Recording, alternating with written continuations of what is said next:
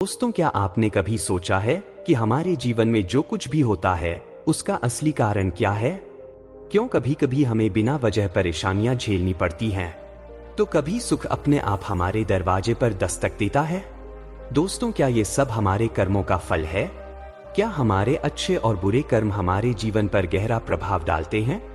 दोस्तों, हम सबके मन में ये सवाल होता है कि क्या हमारे किए गए कर्मों का हिसाब होता है? क्या वाकई हमारे अच्छे कर्म हमें शांति और सुख देते हैं और बुरे कर्म हमें कष्ट का सामना करवाते हैं? क्या इस जीवन में या अगले जन्म में हमारे कर्मों का चक्र पूरा होता है? दोस्तों, आज की इस कहानी में आपको इन सवालों के जवाब मिलेंगे। यह कहानी आपको समझाएगी कि कर्म का चक्र कैसे चलता है और कैसे हमारे कर्म हमारे भाग्य को बनाते हैं। तो दोस्तों, आइए इस कहानी के माध्यम से समझें कि हमारे कर्मों का फल कैसे हमारे जीवन में लौटकर आता है। तो चलिए दोस्तों, बिना समय बर्बाद किए कहानी को शुरू करते हैं। दोस्तों, बहुत समय पहले की बात है। किसी राज्य के किसी गांव में हरफूल नाम का एक बूढ़ा व्यक्ति रहता था। हरफूल के जीवन के दिन बस अब गिनती के थे।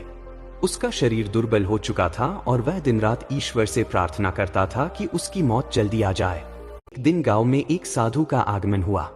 लोग कहते थे कि यह साधु बहुत ज्ञानी और दयालु है, जिसने कई गांवों में जाकर लोगों का मार्गदर्शन किया है। साधु ने गांव के एक बगीचे में ठिकाना बनाया और गांव के लोग उनके दर्शन के लिए आने लगे। साधु की उपस्थिति से पूरे गांव का वातावरण जैसे बदल सा गया था। हरफूल ने भी साधु के बारे में सुना और सोचा कि शायद इस साधु से मिलने से उसके दुखों का कारण जानने का अवसर मिल सके। इसलिए एक दिन हरफूल अपनी सारी तकलीफों के साथ साधु के पास गया और विनम्रतापूर्वक साधु से प्रार्थना की कि वह उसके कष्टों का हल बताए। साधु ने हरफूल को सहानुभूति से देखा और पूछा, बेटा, तुम इतने दुखी क्यों हो? तुम्हारी आंखों में इतनी पीड़ा क्यों है? हरफूल ने गहरी सांस लेते हुए कहा, महाराज, मैं अपनी अंतिम सांसें गिन रहा हूँ, फिर भी भगवान मेरी आत्मा को क्यों नहीं ले रहा? मैं रोज उनकी प्रार्थना करता हूँ कि मुझे इस दर्द से मुक्त कर दे, पर वे मुझे तड़पा रहे हैं। ऐसा क्यों हो रहा है? क्या भगवान को मेरी पीड़ा नहीं दिखती? साधु ने उसकी बात सुनी और मुस्कुराते हुए बोले, बेटा, भगवान हमें हमारे कर्मों के अनुसार ही सुख और दुख देते हैं। हर किसी का जीवन उसके अपने कर्मों का प्रतिबिंब होता है। तुम जो दुख अनुभव कर रहे हो, वह भी तुम्हारे कर्मों का ही परिणाम है। हरफूल ने घबराकर पूछा, महाराज, मैंने ऐसा क्या किया है जो भगवान मुझे इतनी पीड़ा दे रहे हैं? मुझे अपने जीवन के पाप याद नहीं आते। साधु ने उसकी बात को गहराई से समझा और कहा, बेटा, यदि तुम्हें अपने कर्म याद नहीं हैं, तो मैं तुम्हारी मदद कर सकता हूँ।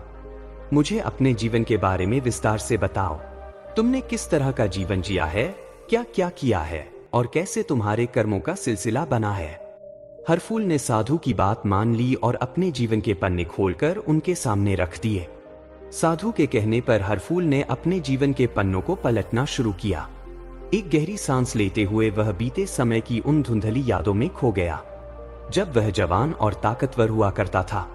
धीरे धीरे उसकी आंखों में पछतावे और शर्म का भाव उभरने लगा। युवावस्था का अभिमान और ताकत का घमंड। हरफूल ने अपनी युवावस्था की बातों से शुरुआत की। उसने साधु को बताया, महाराज, जब मैं जवान था तो मुझे अपनी ताकत पर बड़ा घमंड था। मेरे पास थोड़ी बहुत जमीन थी और मैं उसे लेकर बहुत लालची हो गया था। मैंने सोचा कि इस दुनिया में मुझे सब कुछ अपने बल और हिम्मत से हासिल कर लेना चाहिए। हरफूल को याद आया कि वह अपनी ताकत के कारण गांव में अपने से कमजोर लोगों को तुच्छ समझता था। उसे लगता था कि उसकी इच्छाएं सबसे ऊपर हैं और उसने कई बार दूसरों की जरूरतों को नजरअंदाज कर दिया। फिर हरफूल ने बताया कि कैसे उसने गांव के लोगों को धोखा दिया था। कई बार उसने गरीब और साधारण लोगों से पैसे उधार लेकर उन्हें वापस नहीं किए। वह जानता था कि वे लोग उससे पैसे मांगने में झिझकते थे, इसलिए उसने इस कमजोरी का लाभ उठाया। अब उसकी आंखों में पछतावा झलकने लगा जब उसने साधु को बताया, महाराज, एक बार मैंने अपने पड़ोसी रामू की जमीन झूठे दस्तावेज बनवाकर हड़प ली थी। रामू एक ईमानदार इंसान था और उसने मुझ पर भरोसा किया था, पर मैंने उसके विश्वास को तोड़ दिया और उसे गांव छोड़कर जाना पड़ा। साधु ने गंभीरता से उसकी बातें सुनी और कहा, बेटा, जब तुमने रामू का भरोसा तोड़ा, तुमने सिर्फ एक व्यक्ति को नहीं बल्कि उस ईश्वर के आदर्श को ठेस पहुंचाई। जो विश्वास और प्रेम का प्रतीक है। यह एक गहरा पाप था। हरफूल को यह भी याद आया कि कैसे उसने अपने परिवार की परवाह नहीं की।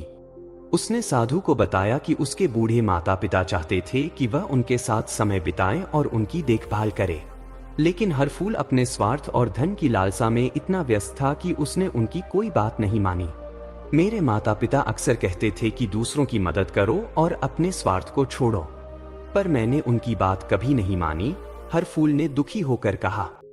मेरी माँ ने मुझसे अपनी अंतिम सांस में भी यही कहा था कि बेटा, अपने पापों से तौबा कर लो, पर मैंने उनकी बातों को कभी गंभीरता से नहीं लिया।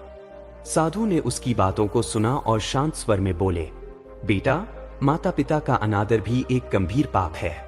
तुमने अपनी माँ के आखिरी शब्दों को अनसुना कर दिया, लेकिन उनके आशीर्वाद के बिना जीवन में सच्ची शांति कभी नहीं मिलती। हरफूल को याद आया कि कैसे उसने अपनी संपत्ति और धन को बढ़ाने के लिए कई बार गलत रास्ते अपनाए थे। उसने गांव के अन्य लोगों को अपनी जमीन का फायदा लेने का झांसा देकर ठग लिया था। उसके लिए अपनी संपत्ति और शक्ति को बढ़ाना ही सब कुछ था। मैंने कई लोगों के साथ व्यापारिक धोखाधड़ी की, झूठे वादे किए और अपना फायदा देखा। मुझे बस अपने सुख से मतलब था और मैं सोचता था कि दुनिया में बस पैसा ही सब कुछ है, हरफूल ने पश्चाताप से भरे स्वर में कहा। साधु ने उसकी ओर गहरी नजर से देखा और कहा, बेटा, यह धन का मोह ही तुम्हें इस दुर्दशा तक लाया है। जिस धन को तुमने बुरे कर्मों से कमाया, वही अब तुम्हें दुख और पीड़ा दे रहा है। जब धन को भगवान से ऊपर रखा जाता है तो उसका अंजाम हमेशा दुख ही होता है। हरफूल को धीरे धीरे अपनी भूलों का एहसास होने लगा। उसकी आंखों में आंसू थे और वह साधु से कहने लगा, महाराज, मुझे अब समझ में आ रहा है कि मेरे कर्म ही मेरे दुख का कारण है। मैंने अपने स्वार्थ में अंधे होकर लोगों का दिल दुखाया, गरीबों का हक छीना, अपने माता पिता का अपमान किया। मुझे लगता है कि भगवान मेरे किए का ही फल दे रहे हैं। साधु ने उसे सांत्वना दी और कहा, बेटा, तुम्हारे कर्मों का ही फल तुम्हें भुगतना पड़ रहा है। कर्म का यह चक्र तब तक चलता रहेगा जब तक तुम अपने किए का प्रायश्चित नहीं करोगे और नए जीवन में सच्चाई और परोपकार की राह नहीं अपनाओगे। हरफूल ने साधु के उपदेश से अपने जीवन का आईना देख लिया था। उसे यह समझ आ गया था कि उसके बुरे कर्म ही उसकी पीड़ा का कारण है। अब वह साधु से मार्गदर्शन मांगने लगा कि वह अपने इस जीवन में कैसे शांति प्राप्त कर सकता है। साधु ने उसे समझाया कि अपने शेष जीवन में वह दूसरों की सेवा और भलाई का मार्ग अपनाए, जिससे वह भगवान की कृपा और शांति पा सके। हरफूल ने साधु की बातें सुनकर अपनी गलती का पूरी तरह से एहसास किया। उसकी आंखों में पछतावे के आंसू थे और वह अपने बुरे कर्मों के बोझ को हल्का करना चाहता था। उसने साधु से विनम्रता से पूछा, महाराज, क्या अब भी मेरे लिए कोई रास्ता है? क्या मैं अपने बुरे कर्मों का प्रायश्चित करके अपनी आत्मा को कुछ सुकून दे सकता हूँ? मुझे बताइए कि मैं कैसे अपने दुखों को थोड़ा कम कर सकता हूँ। साधु ने उसकी ओर गहरी दृष्टि से देखा और मुस्कुराते हुए कहा, बेटा, जब तक मनुष्य सच्चे हृदय से अपने कर्मों को सुधारने का संकल्प करता है, तब तक कोई भी कर्म अक्षम्य नहीं होता। अगर तुम अपने जीवन में अच्छाई और परोपकार की राह पर चलने का निश्चय करो, तो ईश्वर अवश्य तुम्हारे कष्टों को कम कर देंगे। साधु ने हरफूल को सलाह दी, तुम्हारे पास जो भी धन और संपत्ति है, उसे जरूरतमंदों में बांट दो। जो लोग गरीबी में जी रहे हैं, उनकी सहायता करो। अपना धन उन्हें दान करो जिनके पास भोजन, कपड़े और आश्रय नहीं है। यह तुम्हारा प्रायश्चित होगा। तुम्हारे द्वारा किया गया यह दान तुम्हारे पापों को धो सकेगा और तुम्हें आत्मा की शांति मिलेगी। हरफूल ने झुककर साधु के चरणों में प्रणाम किया और कहा, महाराज, मैं आपकी बातों को सच्चे मन से अपनाने का वचन देता हूँ।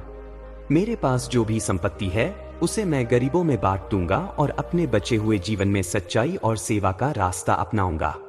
उसके बाद हरफूल ने अपने पास जो कुछ भी धन संपत्ति थी, उसे गांव के गरीब लोगों में बांटना शुरू कर दिया। उसने उन लोगों की सहायता की जिन्हें कभी उसने नजरअंदाज किया था। उसकी संपत्ति को पाकर कई गरीबों के जीवन में खुशियां आईं और हरफूल ने उनके चेहरे की मुस्कान में सच्ची संतुष्टि महसूस की। उसे अब अपने जीवन का एक नया अर्थ मिल गया था।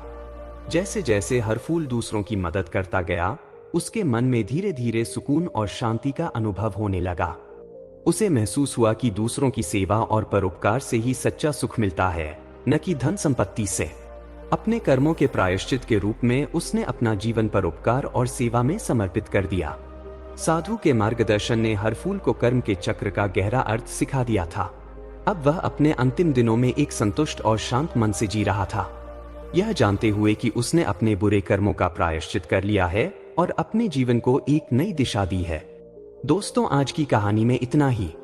अगर आपको ये कहानी पसंद आई हो और आपने भी इससे कुछ नया सीखा हो तो इसे लाइक जरूर करें। अपने दोस्तों और परिवार के साथ इसे शेयर करें ताकि वो भी सच्चे कर्म के इस रहस्य को जान सकें।